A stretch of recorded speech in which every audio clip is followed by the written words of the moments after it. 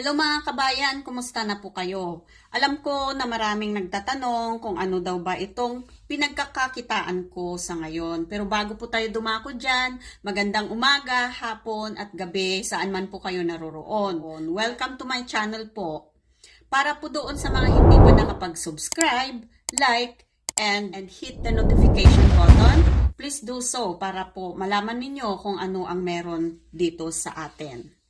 Para naman po doon sa mga hindi pa nakapanood sa dalawang nauna kong video, panoorin nyo lang po para magkaroon kayo ng idea kung ano ang meron sa atin dito.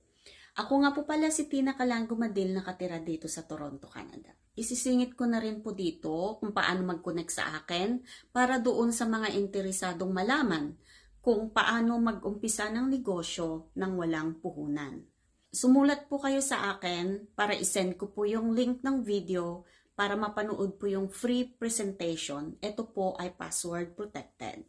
Ganito po ang pangkabuhayan na pinagkakaabalahan ko ngayon. Habang dito po ako ay work from home, maganda rin po ito na opportunity, pandagdag din po ng kita ninyo. Rin po ito na additional sa mga current ninyong negosyo o di naman pambawi ng mga nalugi nyo sa mga negosyo nyo. Napakaswerte po natin these days dahil ang dami po nating options, especially when it comes to business. Pero marami din po ang hindi nagsasucceed dahil sa risky impulse decision making na kanilang ginagawa para lang makamit ang kanilang mga minimithing kagaanan sa buhay. Bakit nga ba ito nangyayari? Minsan din kasi basta-basta na lang tayo sumasali sa mga magagandang offer. Namimiss po nating tignan ang magandang expenses din na kaakibat sa magandang offer na ito. Ngayon, pag tayo naman po ay napaso, sasabihin na lang natin na biktima ako ng scam. How about now we go to a different direction? Practical ang mga tao ngayon. Sa oras ng kagipitan, isipin mo na lang ano ang essential sa lahat to continue living.